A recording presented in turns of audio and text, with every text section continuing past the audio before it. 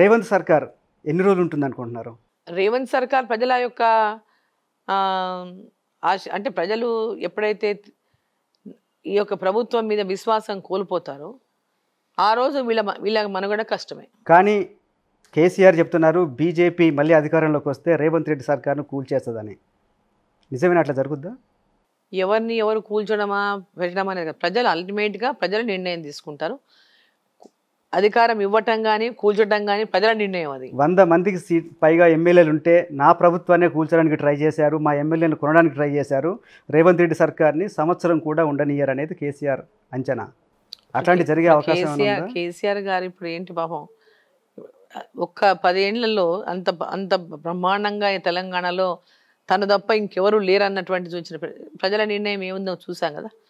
తెలంగాణలో మొన్న ఇచ్చిన తీర్పు తర్వాత బీఆర్ఎస్ పరిస్థితి ఏంటి? రాష్ట్రంలో ఏమవుతుంది? లోక్సభ ఎన్నికల తర్వాత బీఆర్ఎస్ పరిస్థితి ఏమవుతుంది అనుకుంటున్నారు? ప్రజా తీర్పు ముందల అందరూ శిరసా వహించాల్సిందే.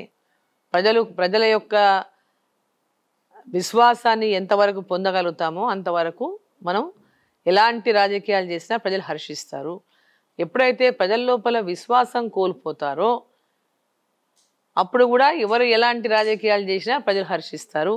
ప్రజలు వీళ్ళు ఉండకూడదు అని అనుకున్నారనుకోండి, వీళ్ళు అసలు అంటే కాంగ్రెస్ పార్టీ ఇచ్చిన హామీలను చూసుకుంటే ప్రజలంతా కూడా అసంతృప్తిలోనే ఈ ప్రభుత్వం వేస్ట్ అనేటటువంటి పరిస్థితులు వచ్చినప్పుడు ఆ రోజునటువంటి పరిస్థితులను బట్టి ఇతర పార్టీలు కూడా యాక్ట్ చేస్తాయి. సో ఆ పరిస్థితులు ఏ విధంగా వస్తాయో ముందు మనం వేచి చూడాల్సింది. ఎవరు దించడమా ఎక్కడమా అనేది కాదు. ఇక్కడ రేవంత్ రెడ్డి చెప్తున్నాడు అసెంబ్లీ ఎన్నికల్లో బీఆర్ఎస్ను బొందబెట్టినాం, పార్లమెంట్ ఎన్నికల్లో బీజేపీని ఖతం చేస్తామని చెప్తున్నది. అహంకారం అనేది మనుషుల్ని చాలా ఎక్కువ మాట్లాడిస్తుంది. అహంకారం తలకెక్కినాడు ఇంకేం ఉండదు. ఫస్ట్ అహంకారం మానేసి నేల మీద ఉండి పనిచేయడం నేర్చుకోవాలి. ఫస్ట్ ఒక అవకాశం వచ్చింది, అవకాశాన్ని సద్వినియోగం చేసుకొని అది నేల మీద ఉండి దీన్ని అవకాశాన్ని ఎట్లా సద్వినియోగం చేసుకోవాలి, ఈ రాష్ట్రానికి ఎట్లా సర్వ్ చేయాలి, ఇన్ని హామీలు ఇచ్చి మేము అధికారంలోకి వచ్చాం, ఈ హామీలను ఏ విధంగా అమలు చేయాలి, ప్రజలను ఏ విధంగా ఆదుకోవాలి.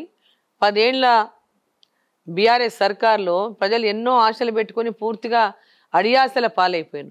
మళ్ళీ వాళ్ళకు వీళ్ళు 6 గ్యారెంటీల పేరు మీద ఎన్నో ఆశలు కల్పించారు. ఆ ఆశలు ప్రజల యొక్క ఆశలు నెరవేర్చడంలో ఏ విధంగా పనిచేస్తారో వాళ్ళు నిరూపించుకోవాలి. ఫస్ట్ అది చాలా ఇంపార్టెంట్. అది వాళ్ళు ఏ విధంగా 6 గ్యారెంటీలు ఎట్లా అమలు చేస్తారు, ఎప్పటిలోపు అమలు చేస్తారు. ఆయన అంటున్నాడు 15 ఆగస్టు లోపల రుణమాఫీ చేసేస్తారు అంటున్నాడు. మీకు నమ్మకం లేదా? అసలు చేయమనండి, మంచిదే కదా. మేము అంటున్న ప్రజలకు ఇచ్చిన హామీ నిలబెట్టుకోండినే చెప్తున్నాం. నిలబెట్టుకోండి, మీరు ఇచ్చిన హామీ నిలబెట్టుకోకపోతే రాజీనామా చేయండి అంటున్నాం. ఆయన చెప్తున్నాడు రాజీనామా చేస్తానని. డెఫినెట్గా గుడ్. ఆ పని చేస్తే మంచిదే కదా. కేసీఆర్ గారు ఇచ్చిన హామీ ₹1,00,000 రుణమాఫీ, 2వ దఫా కూడా. ఆ ₹1,00,000 రుణమాఫీ చేయడానికి ఎలక్షన్ల ముందు కూడా చేయలేకపోయాడు. పూర్తిగా ఆయన చేయలేకపోయాడు. ఈయన 2 లక్షల రుణమాఫీ చేస్తానని హామీ ఇచ్చాడు. మీరు బ్యాంకులకి వెళ్ళి తెచ్చుకోండి, బ్యాంకులకి 2 లక్షలు తీసుకొచ్చుకోండి, రాగానే డిసెంబర్ 9న నేను రుణమాఫీ చేసేస్తా అని చెప్పాడు. మరి ఎందుకు ఎంబడే చేయలేదు?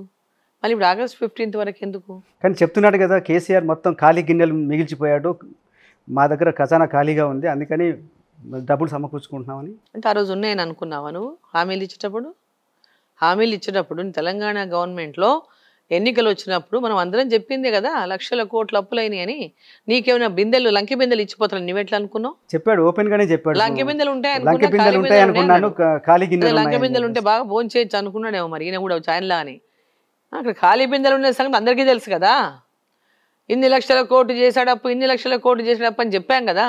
ఇప్పుడు వచ్చినాక నీకు కొత్తగా తెలిసింది ఏముందని? ఇవన్నీ సాధ్యం కావని మేము చెప్పినాం కదా. ఈ రాష్ట్రంలో ఇవన్నీ అప్పుల కుప్పగా మారిపోయిన తెలంగాణలో ఇవేవి సాధ్యం కావు, కాంగ్రెస్ పార్టీ మోసం చేస్తుందని మేము చెప్పినాం కదా. ఇప్పుడేమో పాపం ఈయనకు వచ్చినప్పుడు ఏం తెలీదు, పాపం పసిపిల్లగాడు వీటికి వచ్చిన తర్వాతనే ఆయనకు లక్షల కోట్ల రూపాయల అప్పులను తెలిసినట్టు మాట్లాడితే ఎట్లా? ఇదొక మోసం కదా. మళ్ళీ ఇదొక మోసం, మళ్ళీ కొత్త మోసం. అసలైన తొలి వెలుగు. ఫాలో వాట్సాప్ @తొలి వెలుగు official.